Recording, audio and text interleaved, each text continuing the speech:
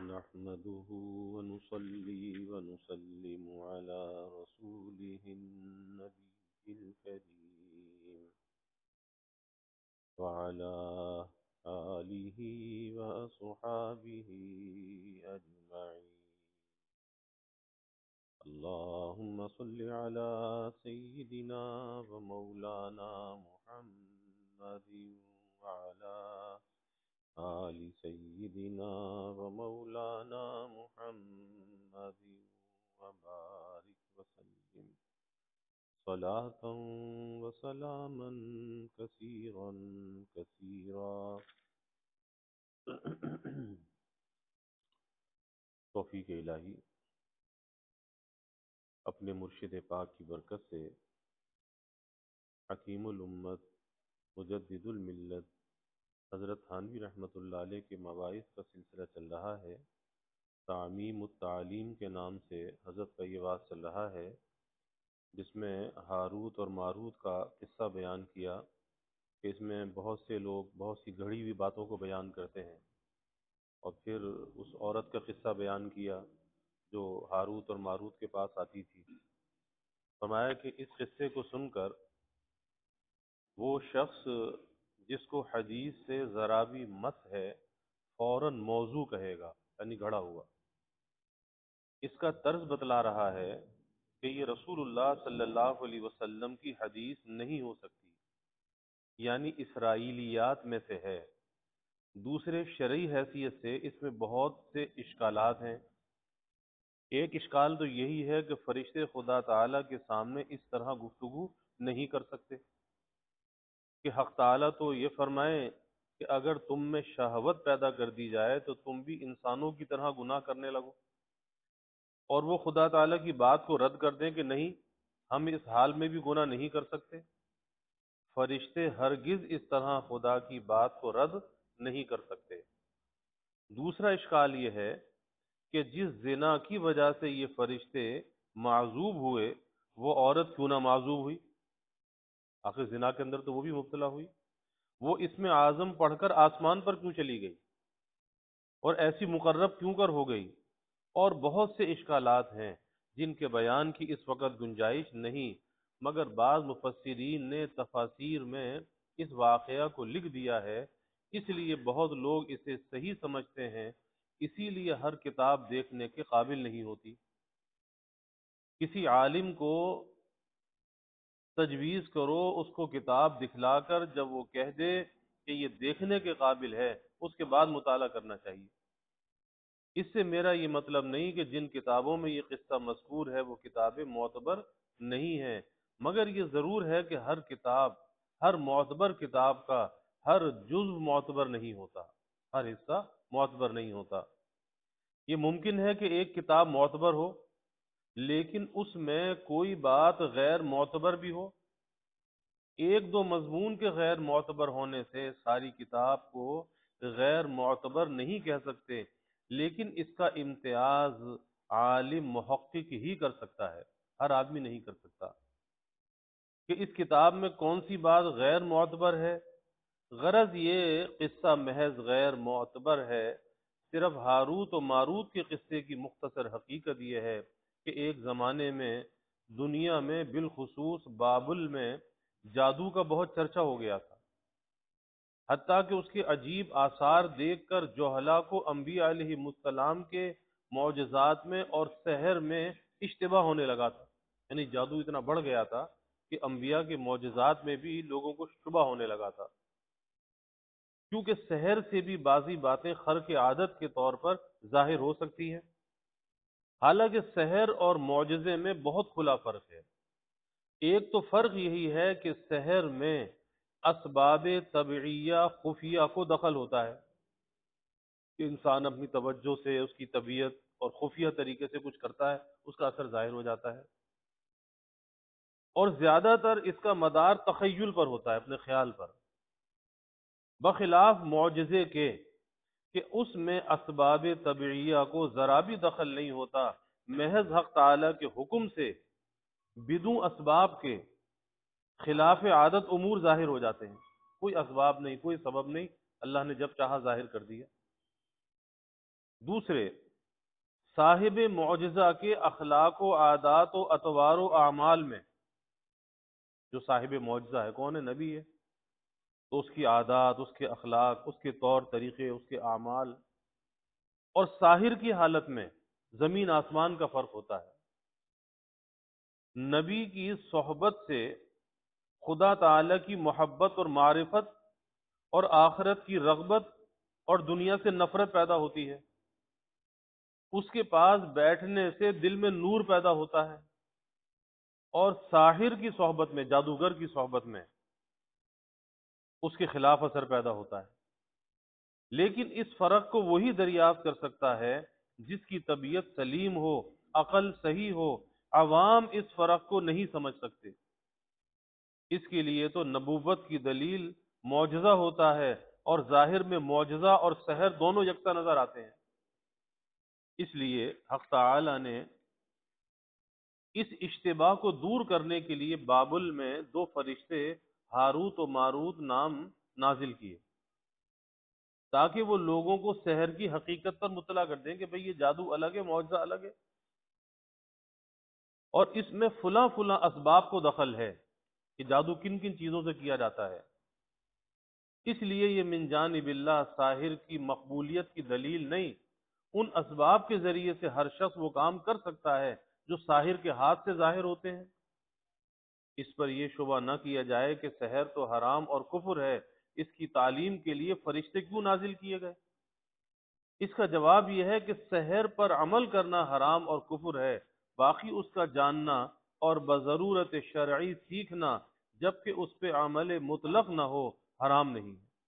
اور اس کی ایسی مثال ہے جیسے سور اور کتے کا گوشت کھانا حرام ہے، لیکن اس کے گوشت کی خاصیت معلوم کر لینا اور اس کو بیان کر دینا یہ حرام نہیں، کیونکہ خاصیت جاننے اور بتلانے کو گوشت کھانا نہیں کہہ سکتے۔ اسی طرح شراب پینا حرام ہے، لیکن اگر طبی کتاب میں طب کی ضرورت کے تحت شراب کی خاصیتیں لکھی ہوئی ہوں تو ان کو پڑھنا اور پڑھانا حرام نہیں، کیونکہ اس کو شراب پینا نہیں کہہ سکتے۔ اسی طرح کلمات کفریہ کا عمدن زبان سے نکالنا کفر ہے، تو جان کر کفر کے کلمات نکالے تو کفر ہے۔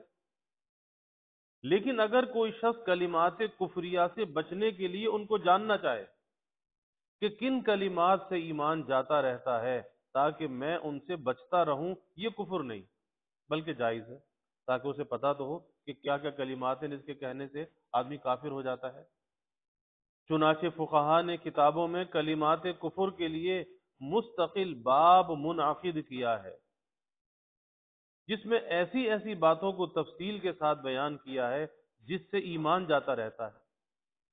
ان کے جاننے اور پڑھنے کو کوئی حرام نہیں کہتا، کیونکہ نقل کفر کفر نہیں، نقل کفر کفر نہیں۔ اسی طرح فلسفے کے مسائل بہت سے کفر میں داخل ہیں، لیکن لوگوں کو اس کی حقیقت پر مطلع کرنے کے لیے فلسفے کی تعلیم دی جاتی ہے، پڑھایا جاتا ہے، اور ساتھ میں اس کا رد بھی کر دیا جاتا ہے کہ اس بات کا یہ رد ہے، جس سے مقصود صرف یہی ہے کہ فلسفے کی حقیقت اور اس کا بطلان معلوم کر لینے کے بعد کوئی شخص اس کے دلائل سے متاثر نہ ہو اور ضرورت کے وقت ان کے دلائل کا جواب دے سکے۔ بس یہ اشتباہ جاتا رہا کہ تعلیم سحر کا اہتمام کیوں کیا گیا، رہا یہ اشکال کہ پھر اس کی تعلیم کے لیے فرشتے کیوں نازل ہوئے، انبیاء علیہم السلام ہی سے یہ کام کیوں نہ لیا گیا؟ اس کا جواب یہ ہے کہ انبیاء ہدایت محضہ کے لیے مبعوث ہوتے ہیں، اور تعلیم سحر میں یہ بھی احتمال ہوتا ہے کہ کوئی شخص اس کو سیکھنے کے بعد اسی میں مشغول و مبتلا ہو جائے، تو اس طرح انبیاء علیہم السلام ضلالت و گمراہی کا سبب بعید بن جاتے ہیں، دور کا سبب بن جاتے ہیں، جو ان کی شان ہدایت محضہ کے منافی ہے۔ اس لیے حق تعالی نے ان کو ضلالت کا سبب بعید بنانا بھی گوارا نہیں کیا، بخلاف فرشتوں کے کہ ان سے تشریع اور تکوین دونوں قسم کے کام لیے جاتے ہیں۔ تکوین میں جس طرح وہ مسلمانوں کی پرورش کرتے ہیں، یعنی ایک تکوینیات کا نظام ہے جو چل رہا ہے، ہمیں نظر نہیں آتا، لیکن فرشتوں کے ذریعے سے، بہت سے انسانوں کے ذریعے سے وہ ایک تکوینی نظام ہے، وہ چل رہا ہے، وہ کار فرما ہے۔ تو تکوین میں جس طرح وہ مسلمانوں کی پرورش کرتے ہیں، اسی طرح کفار کی بھی کرتے ہیں۔ حدیث میں آتا ہے کہ رحم کے اندر نطفے کی پرورش کے لیے فرشتہ مقرر ہے، تو وہ مسلمان اور کافر ہر شخص کی صورت رحم میں بناتے ہیں، وہ فرشتہ بناتا ہے، اور نشو و نما میں دونوں کی حفاظت کرتے ہیں۔ اسی طرح ہر شخص کے ساتھ کچھ فرشتے اس کی نگہبانی کے لیے مقرر ہیں۔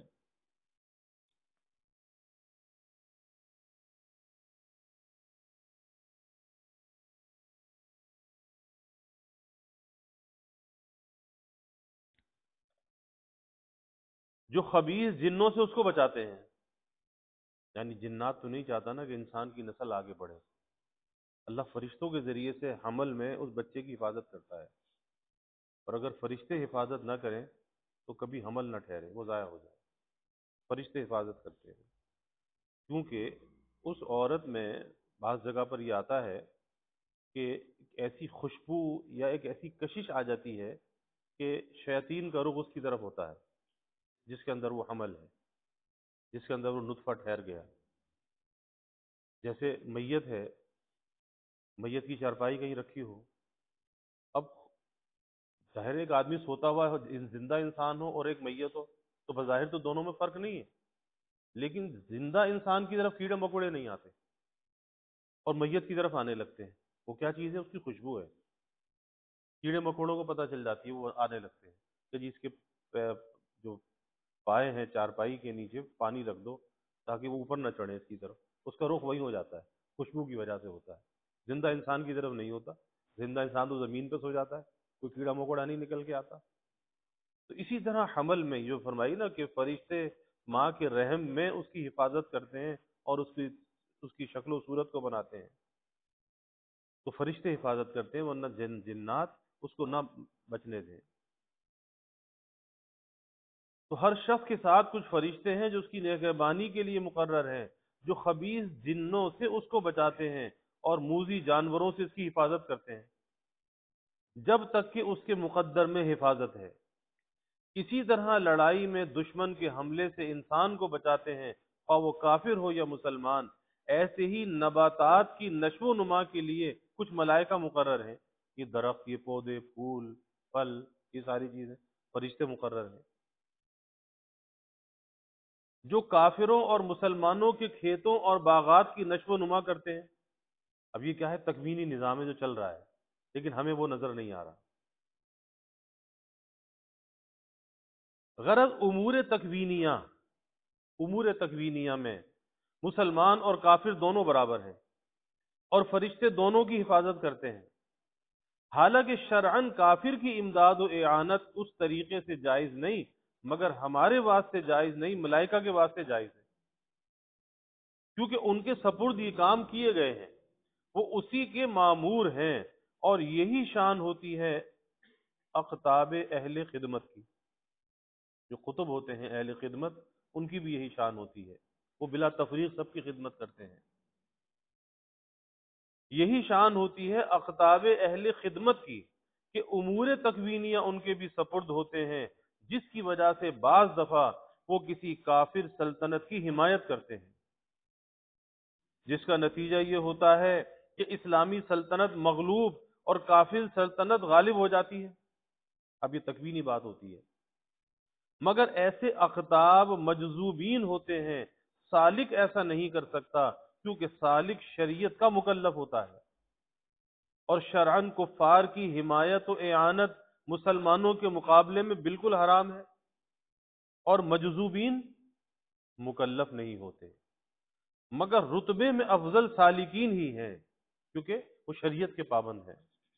مجذوبوں کی مثال ایسی ہے جیسے سپاہی اور کوتوال، یہ مجذوب کی مثال جیسے سپاہی اور کوتوال، کہ ان کے سپرد شہر کا انتظام ہوتا ہے، اب شہر کے تمام حالات کی ان کو اطلاع ہوتی رہتی ہے، اور سالک کی مثال ایسی ہے جیسے بادشاہ کا محبوب کہ اسے شہر کے حالات کی کچھ خبر نہیں ہوتی کہ کیا ہو رہا ہے. ہاں بادشاہ کا مزاج شناس اس درجے ہوتا ہے کہ کوتوال کو اس کی ہوا بھی نہیں لگتی. سلطان محمود کو ایاز سے خاص محبت تھی، حالانکہ اس کی معلومات سلطنت کے متعلق وزیر کے برابر ہرگز نہ تھی ایاز کی، لیکن بادشاہ کا مقرب تھا، محبوب تھا. بلکہ نظام سلطنت کے متعلق ہزاروں آدمی اس سے زیادہ باخبر تھے. اسی لیے لوگوں کو حیرت تھی کہ سلطان ایاز کو اتنا کیوں چاہتے ہیں، کیا بات ہے، اس سے اتنی محبت کیوں کرتے ہیں. مگر ایاز میں ایک بات ایاز میں ایسی تھی کہ وزیر کو بھی اس کی ہوا نہ لگی تھی، اور وہ یہ کہ سلطان کا مزاج شناس تھا. اگر اس سے شہر کے حالات دریافت کرو تو اسے کچھ بھی علم نہ تھا، لیکن سلطان محمود غزنوی کا محمود کا مزاج پوچھو تو اس سے زیادہ اس کا جاننے والا کوئی نہ تھا. یہی وجہ تھی کہ بعض اوقات ایاز ہی محمود سے بات کر سکتا تھا اور کسی کی مجال نہ ہوتی تھی. اسی طرح سالکین خدا تعالی کے گویا مزاج شناس ہیں، یعنی اللہ تعالیٰ کو راضی کرنے کا طریقہ جانتے ہیں، قرب حاصل کرنے کا راستہ بتلا سکتے ہیں. اور اگر ان سے یہ پوچھو فلاں مقدمے میں نتیجہ کیا ہوگا، فلاں واقعہ کس طرح ہوگا، تو اس کا جواب ان کے پاس یہ ہوتا ہے ما قصہ سکندر و دارا نہ خواندہ ایم از با جز حکایت مہر و وفا مپرز، کہ ہم نے سکندر اور دارا کے قصے نہیں پڑھے، ہم سے محبت و عشق کی باتوں کے سوا کچھ نہ پوچھو. نہ ان کے یہاں کشف ہے، نہ وہ خوابوں کی تعبیر جانتے ہیں، نہ وہ عملیات اور تعویذ گنڈے کا شغل رکھتے ہیں.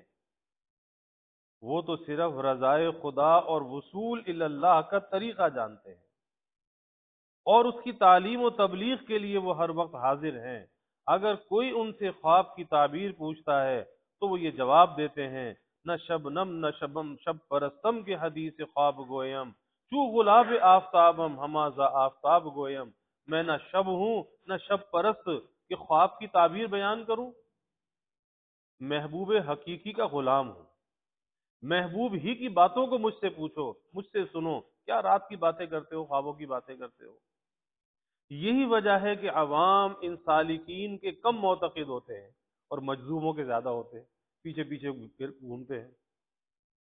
تو عوام ان سالکین کے کم معتقد ہوتے ہیں کیونکہ ان کے یہاں ظاہری سامان کچھ نہیں ہوتا، نہ کشف ہے، نہ کرامت ہے، نہ رات دن الہام کا تذکرہ، نہ ہائے اور ہو، نہ شور و غل، کچھ نہیں. اور مجذوبین کے یہاں یہ سامان بہت ہوتا ہے. ہاں سالکین کے پاس محبت و معرفت الہی کا ایک مخفی خزانہ ہوتا ہے. سالکین کے پاس محبت و معرفت الہی کا ایک مخفی خزانہ ہوتا ہے جس کو اہل بصیرت دیکھ لیتے ہیں. اللہ نے جن کو یہ نظر دی ہے دیکھنے والے دیکھ لیتے ہیں. عوام کی نظر وہاں تک کم پہنچتی ہے. اسی طرح کاملین کی کیفیات ممتاز نہیں ہوتی، ملے جھلے عام لوگوں کی طرح ہوتے ہیں. کاملین کی کوئی سر پہ سینگ نہیں ہوتے، الگ ملے جھلے ہوتے ہیں، کوئی شناخت کوئی پہچان نہیں ہوتی، کوئی امتیاز نہیں ہوتا. کاملین کی کیفیات ممتاز نہیں ہوتی، بلکہ ان میں ایسی شیرینی ہوتی ہے جیسی فیرینی میں کہ نہایت لطیف مٹھاس ہوتا ہے، جس کو اگر کوئی دیہاتی چھکے تو بالکل پھیکا بتا دے، تو وہ دیہاتی مٹھاس کو جانتا ہی نہیں ہے. اور مجذوبین کی کیفیات میں ایسی شیرینی ہوتی ہے جیسی گڑ میں. اب گڑ کی مٹھاس اور فیرینی کی مٹھاس، اس کے اندر لطافت ہے، گڑ میں کثافت ہے. تو مجذوبین کی کیفیات میں ایسی شیرینی ہے جیسے گڑ میں کہ دیہات کے لوگ اس کو میٹھا سمجھتے ہیں، مگر نازک مزاج لطیف الطبع لوگ اس کی ایک ڈلی بھی نہیں کھا سکتے. مجھے فیرینی پر ایک حکایت یاد آئی کہ دیوبند میں ایک رئیس کے یہاں تقریب تھی جس میں زردہ، پلاؤ اور فیرینی وغیرہ پکائی گئی تھی، اور گاؤں سے ان کی رعیت کے چمار بھی آ گئے، تو ان کو بھی انہوں نے یہی کھانا کھلوا دیا، جو کھانا سب لوگوں نے کھایا وہی کھانا ان چماروں کو بھی کھلایا۔ تو گاؤں والوں کی سمجھ میں یہ لطیف کھانے کیوں آنے لگے تھے؟ انہوں نے تو کبھی کھائے نہیں تھے۔ پلاؤ، زردے کو تو بہت ہی ناک منہ چڑھا کر انہوں نے کھایا، اور جب فیرینی کا نمبر آیا تو ان سے نہ رہ گیا، آخر ایک بول ہی اٹھا، اپنے ساتھی سے پوچھنے لگا کہ یہ تھوک سا کیا ہے؟ یہ تھوک سا کیا ہے، یعنی کیا ہے؟ دیکھیے، اتنی لطیف چیز جو دل و دماغ کو تفریح دیتی چلی جائے، مفرح، مگر اس چمار نے یہ قدر کی کہ اس کو تھوک سے تشبیہ دی۔ اسی طرح جو لوگ دیہاتی طبیعت کے ہوتے ہیں، ان کو سالکین کی لطیف کیفیات کی قدر نہیں ہوتی، ان کو تو ایسی کی قدر ہوتی ہے کہ ذرا کود پھاند ہو حق ہو، کشف و کرامت ہو، تب اس کو بزرگ سمجھتے ہیں۔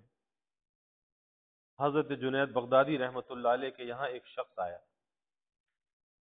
اور 10 برس تک رہا۔ 10 برس کے بعد کہنے لگا کہ حضرت، میں اتنے عرصے سے آپ کی خدمت میں ہوں، مگر میں نے کوئی کرامت نہیں دیکھی۔ واقعی یہ شخص بھی کوئی بڑا ہی کوڑ مغز تھا، جس کو اتنے عرصے میں بھی حضرت جنید بغدادی رحمت اللہ علیہ کے کمالات نظر نہ آئے۔ 10 برس تک رہا اور کمالات نظر نہ آئے، ورنہ ان کے کمالات کے سامنے کرامت کی کیا حقیقت تھی؟ کمالات اور کرامت فرق ہے۔ حضرت جنید بغدادی رحمت اللہ علیہ کو جوش آ گیا اور فرمایا کہ اے شخص، اس 10 برس کے عرصے میں تو نے کوئی کام خلاف سنت جنید سے ہوتا ہوا دیکھا ہے؟ اس نے عرض کیا کہ حضرت، خلاف سنت تو میں نے کوئی کام آپ کا نہیں دیکھا۔ فرمایا کہ پھر اس سے زیادہ جنید کی تو کرامت اور کیا چاہتا ہے کہ 10 برس میں اس سے ایک کام بھی خلاف سنت صادر نہیں ہوا۔ اس پر اس شخص کی آنکھیں کھل گئیں۔ واقعی یہ کرامت اتنی بڑی ہے، یہ کرامت جو استقامت ہے، یہ کرامت اتنی بڑی ہے کہ حصی کرامتیں اس کی باندیاں ہیں۔ حضرت جنید بغدادی رحمت اللہ علیہ کے اس دعوے کی وجہ یہ ہے کہ اہل اللہ بعض دفعہ تحدث بالنعمہ، یعنی نعمت کے ظاہر کرنے کے طور پر، یا سالکین کی اصلاح کے لیے اپنے بعض کمالات کو بیان کر دیا کرتے ہیں، تاکہ ان کو شیخ کی حالت معلوم کر کے اعتقاد زیادہ ہو، کیونکہ اس تاریخ میں شیخ پر اعتماد اور اعتقاد نہایت ضروری ہے۔ کامیابی اسی پر موقوف ہے کہ اعتماد بھی ہو اور اعتقاد بھی ہو، یعنی انقیاد۔ کامیابی اسی پر موقوف ہوتی ہے۔ اس واقعہ سے آپ کو معلوم ہو گیا ہوگا کہ کاملین کے کمالات کس قدر غامض ہوتے ہیں، یعنی باریک اور چھپے ہوئے ہوتے ہیں، کہ معمولی آدمی کی نظر وہاں تک نہیں پہنچتی، اور حضرات انبیاء علیہم السلام کے کمالات سالکین سے بھی زیادہ غامض ہوتے ہیں، چھپے ہوئے، پوشیدہ۔ یہی وجہ ہے کہ کفار انبیاء علیہم السلام کی نسبت یہی کہتے تھے کہ ہمارے اور ان میں فرق کیا ہے؟ یہ بھی آدمی ہیں، کھاتے پیتے ہیں، بازاروں میں پھرتے ہیں، اور ہم بھی ایسے ہی آدمی ہیں، تو یہ بھی ہماری طرح کھاتے پیتے ہیں، بازاروں میں پھرتے ہیں، تو ہم میں ان میں کیا فرق ہے؟ اور مجذوبین کو عوام اہل اسلام کے علاوہ کفار نے بھی بہت مانا ہے، مجذوبین کو کفار بھی بہت مانتے ہیں، کیونکہ ان کی حالت دوسروں سے کھلم کھلا اور ممتاز ہوتی ہے، چھپی ہوئی حالت نہیں ہوتی، ظاہر ہوتی ہے۔ پس سالکین کی شان انبیاء علیہم السلام کے مشابہ ہوتی ہے، اور مجذوبین ملائکہ سے زیادہ مشابہت رکھتے ہیں۔ اسی لیے ان کے سپرد تکوینی امور زیادہ ہوتے ہیں، اور سالکین کے سپرد تشریعی امور اور انتظام ہوتا ہے۔ غرض ملائکہ تکوین کے کام بھی بہت کرتے ہیں، اس لیے تعلیم سحر کی خدمت انہی کے سپرد ہوتی ہے کہ اگر ان میں وہ ضلالت کا سبب بعید بن جائیں تو ان کی شان کے خلاف نہ ہوگا۔ اگر ان کی کسی بات سے، تکوینی امور سے کوئی گمراہ ہو جائے، کوئی دور کا سبب بن جائے، تو ان کی شان کے خلاف نہیں ہے ملائکہ کی. لیکن انبیاء سے وہ کام لیا جائے اور کوئی ضلالت بعید کا کوئی سبب بن جائے، انبیاء کی شان کے خلاف ہے.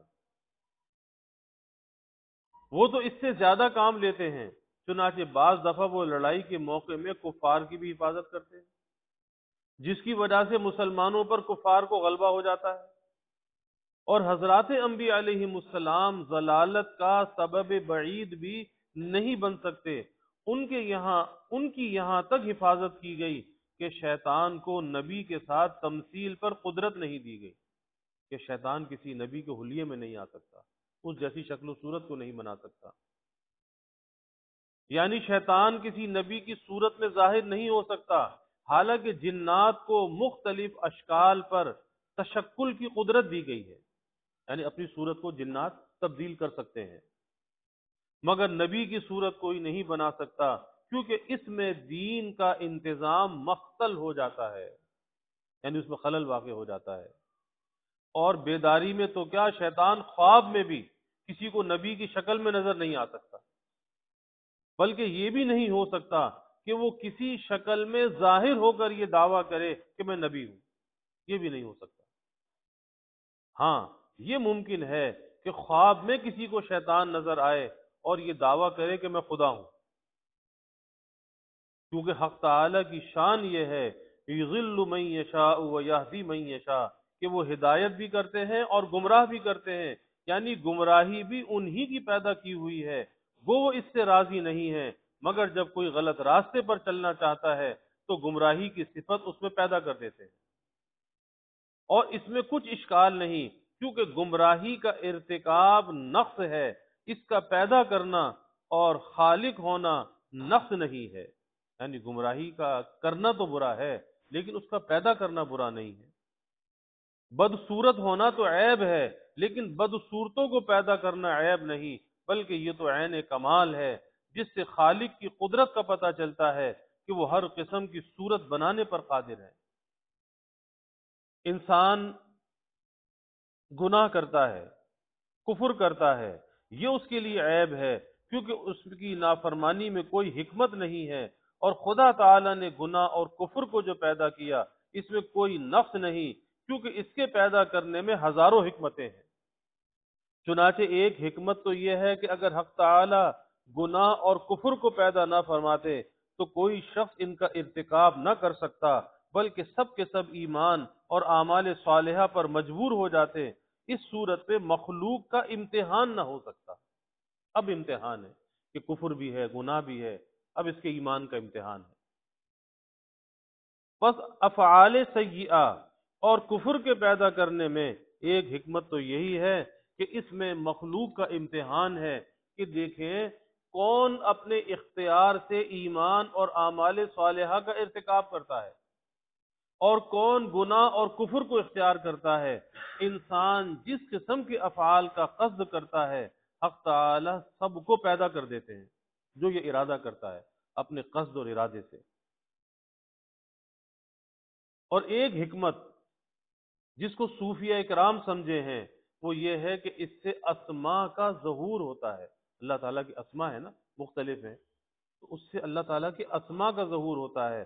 ایمان اور اعمال صالحہ سے اس میں ہادی کا ظہور ہوتا ہے، اور کفر اور اعمال سیئہ سے اس میں مضل کا ظہور ہوتا ہے. اور حق تعالیٰ کی یہ دونوں صفتیں ہیں، ہادی بھی اور مضل بھی. اب تو آپ کی سمجھ میں آ گیا کہ خالق کفر اور خالق سیئات ہونا نقص نہیں. صاحبو، آفتاب کے لیے یہ کمال ہے کہ وہ چاند کو بھی روشنی دیتا ہے اور آئینے کو بھی اور گہورے کو بھی اس کی روشنی پہنچتی ہے، لیکن گہورے کی بدبو اور نجاست آفتاب تک نہیں پہنچتی. وہ اسی طرح پاکیزہ اور شفاف ہے، ناپاکی خود اسی کی ذات تک رہتی ہے، آفتاب تک اس کا کوئی اثر نہیں جاتا. اسی طرح خدا نے گناہ اور کفر کو وجود دیا ہے، لیکن ان کی نجاست کا وہاں تک اثر نہیں پہنچتا. اس لیے یہ بھی کمال ہے، اس کے لیے یہ بھی کمال ہے کہ اس نے جہاں ایمان و اعمال صالحہ کو پیدا کیا وہاں کفر و اعمال سیئہ کو بھی پیدا کر دیا. اللہ تعالیٰ فہم دین عطا۔ الحمد للہ رب العالمین والعاقبۃ للمتقین والصلاة والسلام اشرف الانبیاء والمرسلین، اللہم صل علی سیدنا و مولانا محمد وعلی آل سیدنا و مولانا محمد وبارک وسلم۔ ربنا آتنا فی الدنیا حسنہ وفی الآخرۃ حسنہ وقنا عذاب النار۔ ربنا اتمم لنا نورنا واغفر لنا انك على كل شيء قدير۔ اللهم اعنا على ذكرك وشكرك وحسن عبادتك۔ اللهم وفقنا لما تحب وترضى من القول والعمل والفعل والنية والهدى إنك على كل شيء قدير۔ اللهم ارزقنا حبك وحب حبيبك صلى الله عليه وسلم۔ اللهم ارزقنا شهادة في سبيلك واجعل موتنا ببلد رسولك۔